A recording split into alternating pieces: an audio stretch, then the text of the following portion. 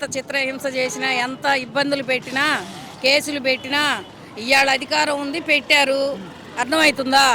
మరి జగన్మోహన్ రెడ్డి గారేమో అట్టాటి చేయలేకుండా ప్రజలు నా మనంతా ఒకటే, పార్టీ ఒకటైనా కానీ వాళ్ళంతా మన వాళ్ళే,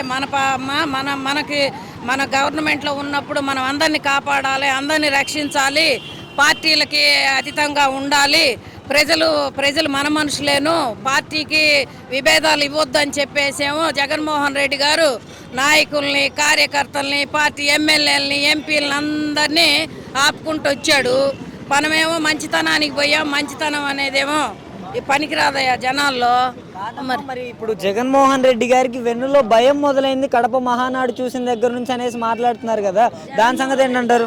జగన్మోహన్ రెడ్డి గారికి అది ఎట్టుందంటే, ఎవడి డబ్బా వాడు కొట్టుకోవటం బాగోదయ్యా. ఎందుకంటే జగన్మోహన్ రెడ్డి గారేమో డబ్బాలు కొట్టుకునే ఆయన కాదు. ఆయనకు డబ్బాలు కొట్టడం చేత కాదు. ఎవరు భయపడుతున్నారు? ఎవరు జనాన్ని చూసి ఇప్పుడు భయపడుతున్నామనే కదా.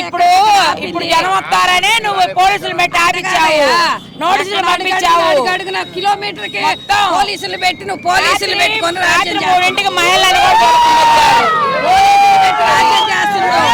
పోలీసులు లేకుండా భయపడ్డండి.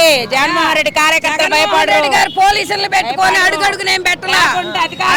కార్యకర్తలు ఇంకా అధికారం ఉంది, పెడితే కేసులు పెడుతున్నారు, తిట్టుతున్నారు. ఎవరు భయపడుతున్నట్టు? జగన్మోహన్ రెడ్డి గారు భయపడుతుండ్రా, లేకపోతే వాళ్ళు భయపడుతుండ్రా? భయపడితే వైసీపీ జనాభా వస్తే తట్టుకోలేమనే కదా అడుగడుగున పోలీసులు పెట్టి పోలీసు రాజ్యం చేసింది. పోలీసులు అడ్డుపడుతున్నారు, ఎవరిని పట్టినా కానీ ఆపుకుంటున్నారు. ఎంతవరకు ఆపినా ఇది ఆగేది కాదు. ఇది ప్రళయం, ఇది మహాసముద్రం. అర్థమైందా?